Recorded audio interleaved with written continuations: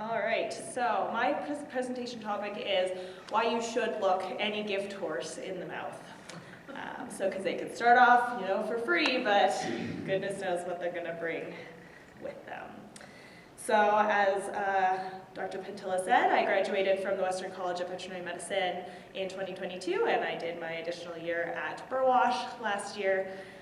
So I may have seen you either on routine things or unfortunately in the middle of the night for other things as the intern. Outside of veterinary medicine, I love hiking and camping. I just recently got a membership to Kananaskis this summer, so I've been exploring that area. I'm really loving it. I love traveling and trail riding and reading. And as you can see, I love teeth. I went down to Oregon in March, and I got to have so much fun pulling teeth down there, as you can see by my lovely smile. Sometimes people compare me to like an axe murderer when they find me after a tooth extraction. They're like, ooh. And so my passion area of veterinary medicine is dentistry. So as you can see me admiring your horse's teeth after I float them, it just makes my day so much better. And these guys don't really like dentistry as much, so they're like, yeah, have all the dental stuff. So it works for everyone. Honestly, I wonder if that was why they hired me. So they can just give me all that stuff. So the outline for my presentation today is I was just going to touch on a little bit of normal dentistry and then get into a little bit more about that lovely acronym, which I will go into more, which is what is EOTRH, some symptoms of EOTRH, what causes it, and the diagnosis and treatment of it, as well as the recovery process for horses with that condition and a prognosis for them. So just a little bit on normal dentistry. The number of permanent teeth that horses have, so they start with some baby teeth and they lose those as they get a bit older. It varies from about 36 to 44 teeth depending on if they're a gelding or a mare. They have 12 incisors, 0 to 4 canines, and 0 to 4 wolf teeth. It kind of depends on gelding and mare, especially for canines. And wolf teeth, you may not even realize they have them, especially if you get them after they're castrated, because oftentimes they are removed at the time of castration. It's kind of a debate whether or not we should remove the wolf teeth. Some people are very much, they have to be removed. Other people are kind of like, they're not causing problems, let's just leave them. I kind of lean more towards that if they're not causing any problems, what's the point in going in and get them? But I'm kind of, doesn't really hurt a lot to take them out, so we can also just take them out if you want. And they have 12 premolars and 12 molars. So the picture on the right here is just kind of what the dental arcade looks like if your horse was able to open their mouth 180 degrees, which would be very terrifying. And then just a recommended schedule for dental checks, just for a general reminder for everyone. If you've got a horse that's about 2 to 5 years old, we usually recommend at least one dental a year, especially if they're going to start training. We definitely recommend that you have a dental prior to them going to training, as they're in this point of their time of shedding their baby teeth for their permanent teeth. So sometimes we need to get in there and help them if they've got some caps that they haven't shed yet, as well as their teeth are sharper and softer, and they tend to develop their sharp points more quickly, so it can really help them out, especially in training if we're taking off those sharp points appropriately. Between the ages of about 5 to 17, we usually recommend one dental every year to 18 months, kind of depending on how fast your horse takes to get sharp or what sort of pathologies they have going on in their mouths.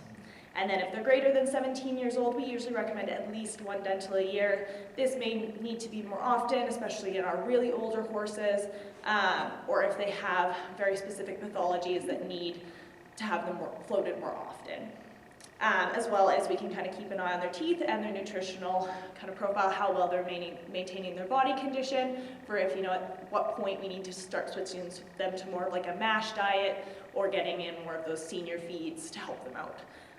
If they're kind of at the end of their teeth, which fortunately or unfortunately, horses are living a lot longer now, and their teeth, they only have a certain amount of that tooth in their mouth, so we do end up with a lot of horses with basically no teeth at all, and still trucking. And then I also just wanted to touch a little bit on the structure of a horse's tooth. So for us, on the left there, we have all brachydont teeth, which basically means we just have a tooth, it hangs out, it doesn't, come in any farther than it is, and the structure of it is a little bit different. So the enamel, or the really, really hard part, is all the way around it, while in a lot of horses' teeth, which are more hypsodont, they have their enamel in very specific portions, but it doesn't completely cover the tooth. and their teeth are constantly erupting. The only brachydont tooth or teeth that horses have are their canines and their wolf teeth, so those ones just kind of hang out their whole lives. But the rest are always constantly erupting, and they grow about 4 millimeters a year, depending on the horse's eating habits, their genetics, the type of soil in the area that you're in, those sorts of things. So, let's actually get into the main reason why you guys came to this talk, which is what is the very long acronym of equine odontoclastic tooth resorption and hypersymatosis, or EOTRH, as I will be referring to it after this because it's quite a mouthful. So this is a periodontal disorder of the incisors and the canines. However, it has been recently shown to affect the cheek teeth as well. Typically, though, we tend to see it more in the canines and the incisors. It is a progressive disease, so once your horse has it, it just continues to get worse. And it was first described clinically in 2004, so it's a fairly recent discovery. That doesn't mean that horses haven't been having it for many, many years prior, but we've just kind of developed more of our dentistry knowledge and started to really explore horses' teeth, so it has finally kind of become the upfront of dentistry knowledge. So it's made up of two cellular processes. So the first one is called tooth resorption, and it's an inflammatory process that causes loss of the bone around the tooth roots, as well as the tooth roots themselves start to essentially dissolve. And the other part of this process is called hypersymatosis, and that's unregulated deposition of the dental cementum. So there's enamel, there's cementum, those all make up the teeth, and it's suspected to be an attempt of the body to try and stabilize the teeth that are dissolving. So usually this process, or EOTRH, is made up of one, the other, or both. And it depends on your horse about which ones are involved in the actual clinical disease that we see. So behavioral symptoms of EOTRH. So most commonly we'll see things like sensitivity to having the bit placed, especially if it's hitting their teeth or things like that. And the one that us as veterinarians really notice is placement of the dental speculum. So we'll notice that as horses get older, we'll have to increase their sedation level to place the speculum. They'll champ on the speculum more. They'll really not be happy with us placing it in their mouth. And those are kind of things that we think about while we're doing dental procedures, which is another reason why it's really important as horses get older to do those routine dentals so that we can kind of start seeing those behavioral symptoms. Other things that we see are smiling at rest or when riding, so that's where they kind of flare their lips and kind of grimace. Resistance to turning during work, head shyness or head shaking. The one that I always get owners to try if we're kind of monitoring the progression of a horse's EOTRH is to do what we call a carrot test or give them a hard treat. So you present them with a full long carrot so they actually have to bite it. And if they don't want to bite it, then that makes me more suspicious that the disease is becoming more severe. There is a suggested male kind of component to it. There hasn't been any confirmed studies on it because some studies say yes, some studies say no. But in my experience, I've had more geldings have this condition than mares. And unfortunately, horses are very stoic. So, and this is kind of a chronic disease process that does kind of progress as the years go by. It doesn't just all of a sudden happen. So they may not actually show you any behavioral symptoms at all until we come out and we do the dental and we see the clinical symptoms of the disease. So it is not uncommon for owners to not know until we come out. So kind of going into clinical symptoms of EOTRH, I wanted to show you a nice normal picture of incisors with, their nice half-moon circle gums, the teeth look nice and even. I mean, obviously he should be flossing a little bit because, there's a little bit of food packing, but, for the most part they look really nice. And then all the next pictures are of a one horse that I saw in clinic, and I have permission from the owners to share the photos. But just for your disclaimer, when I took these photos, my intern had already taken a scalpel and gone along the bottom gum, so there is a little bit of blood that's not actually a normal clinical symptom. So as you can kind of see, the bottom incisors have a little bit of excess redness. But you can see compared to the normal gums, you can see how long those teeth appear, so how recessed the gums are, especially on kind of the middle teeth or on the bottom teeth especially.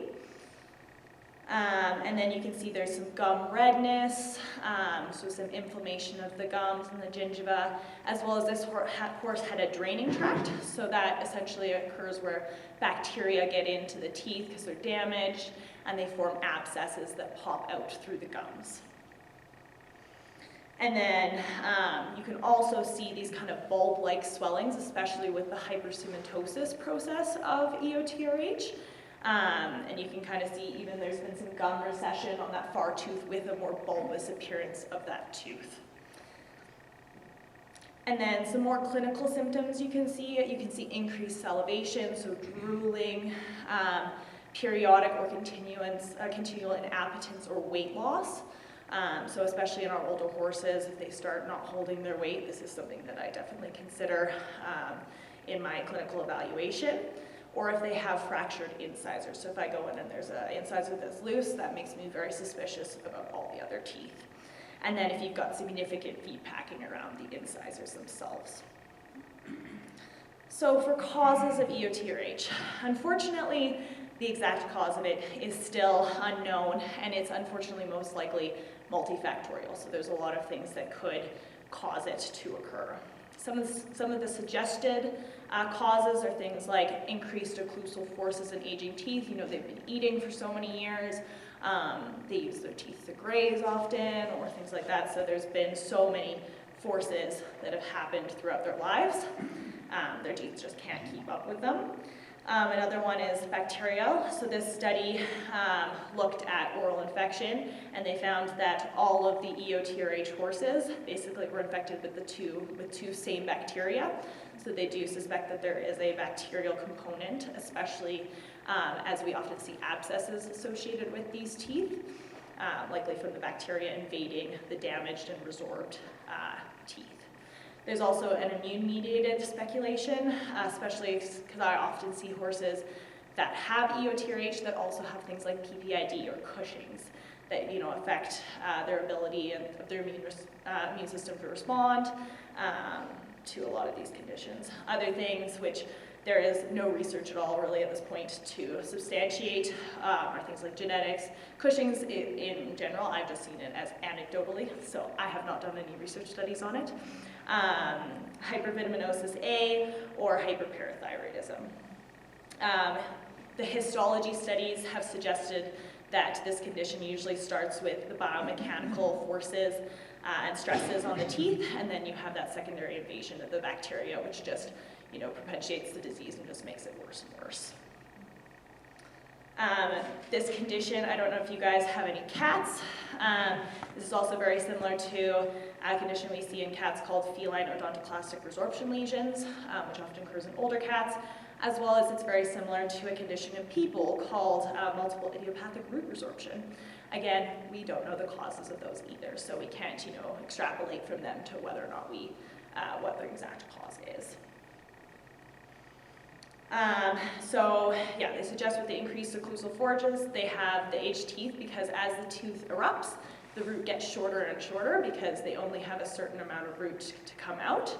So they suggest that it has less of that periodontal ligament that holds the root in place to kind of prevent that tooth from getting impacted as they chew, as they bite, those sorts of things compared to younger teeth. There's also a suggestion that horses who are, cribbers or who are, on pasture all the time versus in confinement, getting only a couple meals a day, whether or not those horses have more predisposition. But unfortunately, because it is such a new disease to our knowledge, there just hasn't been quite as much research as in other conditions. But it also occurs in the absence of any contact with opposing teeth. They've had horses that were born with no top incisors on certain spots, and they'll still get the EOTRH in the bottom. So it does suggest that there's other biomechanical forces other than just the teeth hitting themselves that contribute. All right, and now we'll move on to the diagnosis. So currently, it's based on a couple things. The first thing that we base it on are symptoms as well as our clinical presentation. So, if we have owners saying, my mare's losing a lot of weight, it doesn't seem to want me to put the bit in her mouth, should I have her come in for an evaluation? We say probably, we should have a look at her and see what's going on. And then, when they come in, we put in our dental speculum or we look at their incisors, and that's when we really see those things like the gingival recession, the draining tracts, those sort of clinical findings. And we also, unfortunately, do see it most commonly in our older horses. Majority of horses affected with this are greater than 15 years old with a median age at about 24. Most of the horses that I extract teeth on are somewhere around 20 to 26. It's usually the main age that I do it at. But we have had a horse come in at 14 to have his teeth extracted because he already had moderate EOTRH. So it can be seen in younger horses, just not quite as commonly. But the main way that it is diagnosed is with radiographic changes. So we sedate your horse really well. We basically stick the radiographic plate right in their mouth, and we take radiographs of both the top and the bottom incisors. And the things that we look for are things like blunted root tips, increased cemental deposits, any surface irregularities with the teeth, root fractures, or widening of what we call the periodontal ligament space. So I have some x-rays from patients that we've had in clinics so that you guys can kind of see what that looks like in a clinical setting.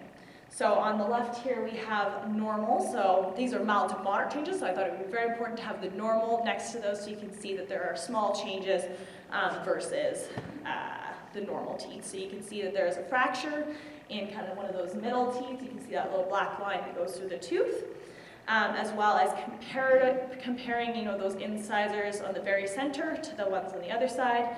You can see how widened that periodontal space, so the black area that goes around the tooth root is wider in the right versus the left. So those are kind of more subtle findings that we see in our mild to moderate cases. And then this is the bottom jaw, so again you can see it's subtle, but it's there.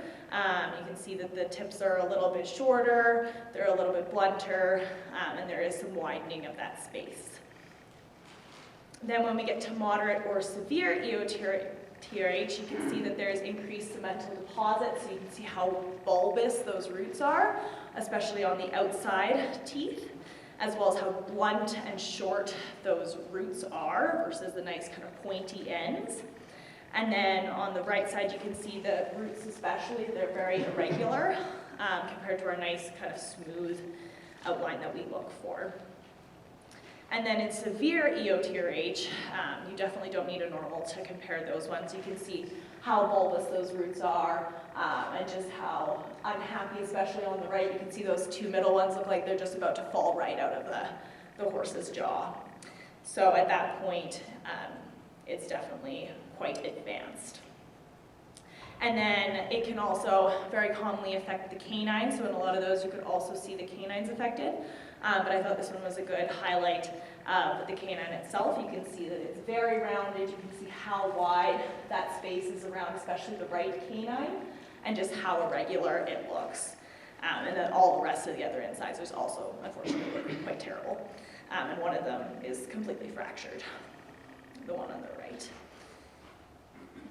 So the studies that have looked at the dental radiographs, corner incisors, so the ones on the outside, are shown to be the first affected out of the incisors. So it starts on the outside and works its way towards the inside. So that's why you usually see the outside of the incisors be the most severely affected when you do take the radiographs.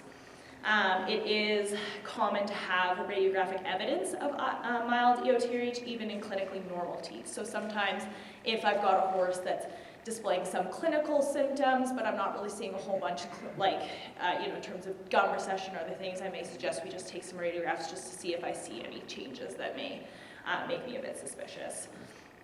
And a study showed that they looked at 142 horses just getting routine dental examinations done, and 62% of those 142 horses that were aged 10 to 34 with a median age of 21 had at least moderate EOTRH changes on radiographs, which shows how common this disease is in older horses, comparatively what we thought it was. And it is, unfortunately, those are at least moderate changes, which can be quite painful. They suspect that the corner incisors are most commonly affected just because they don't, or first affected just because they don't have a supporting tooth on either side, so they take all of the forces on just that one side or the one tooth. They don't really have a support system compared to the other ones. So, treatment of EOTRH. So, basically, gold standard is, unfortunately or fortunately, extraction of the affected teeth.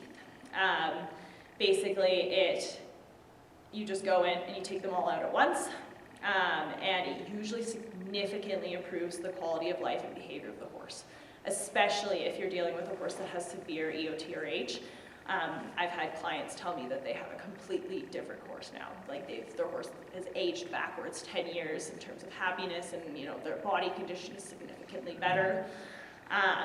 There's been a lot of studies that have tried to look to see if you put them on antibiotics or do dental rinses or put them on anti-inflammatories, whether or not that can stop or reverse the process. And unfortunately, it has little to no effect. But it's always kind of the toss-up if you've got a 31-year-old horse with EOTRH, whether or not we put them through the full extractions or if we just put them on an anti-inflammatory because they may only have a few months left. Kind of depends on where they're at in their life. So I just thought I'd touch a little bit on the extraction process itself. So we usually do the procedure in clinic with the horse standing and under decently heavy sedation. And we block the nerves that run to the face so they don't feel any of the extraction process itself. And the procedure normally takes somewhere between 2 to 6 hours, depending on the severity of the disease and how the horse does under sedation, etc. But I usually have a great time. My interns usually have a great time. The horse usually has a great time because it's just, off in its happy place, can't feel anything.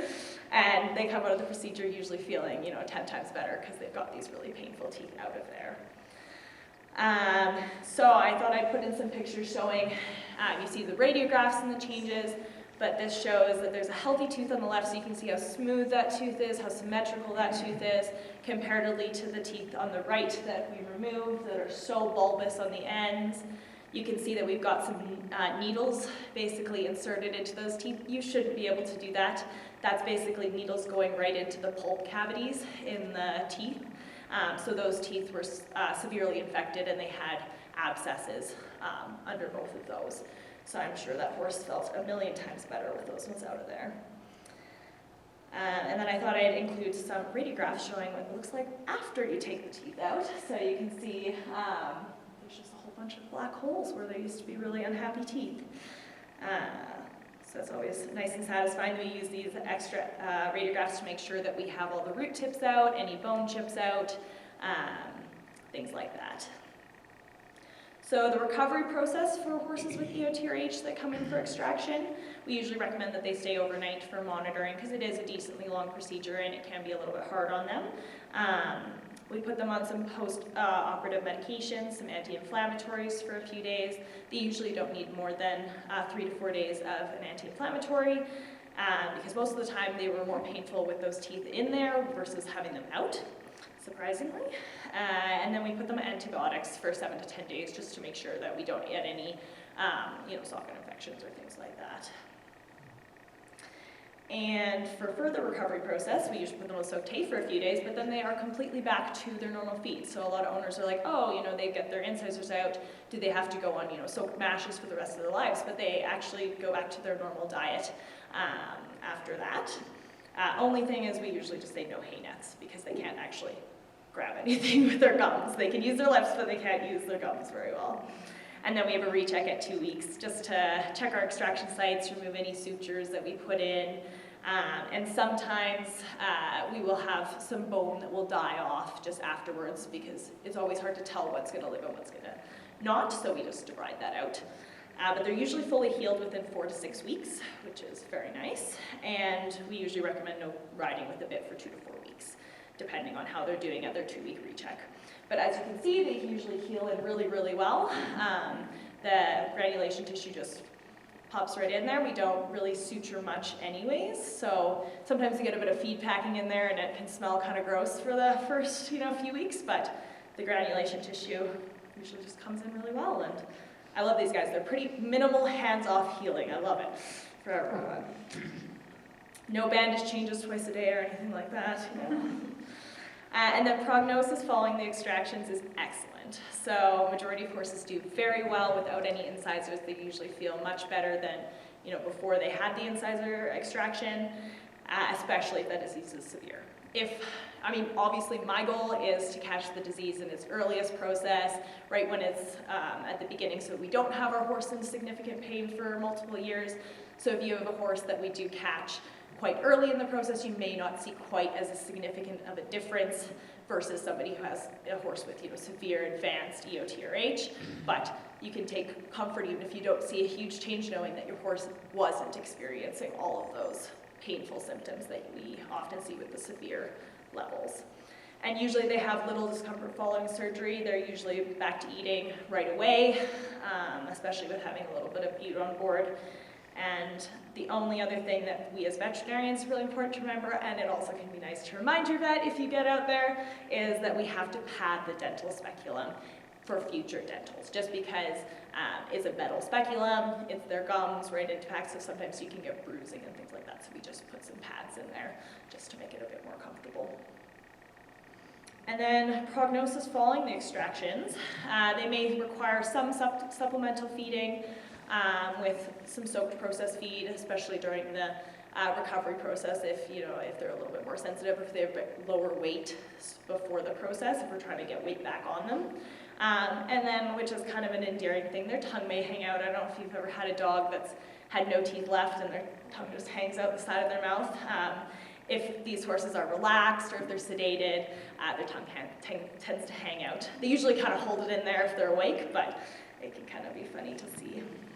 But I always say the earlier we diagnose and treat, the better.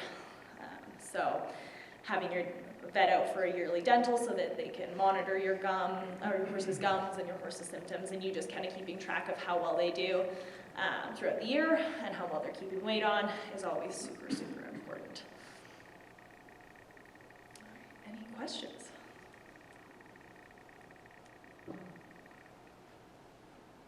Yes. If you find that one tooth, will that progress to most of your teeth then? Yeah, so it's a progressive disease. So the way that it used to be, if you've ever had a friend who's had a horse with this condition, we used to just take the incisors that were affected. But unfortunately, we would find, in the next year, the next 2 years, the other incisors would all start to get affected. So we would have to go in, take another one, take another one. So at this point, the gold standard of care is just to go in and take all the incisors. We don't always take the canines if they're not affected at that time. Sometimes we'll leave those. But with the incisors, the gold standard is to take all of them at once.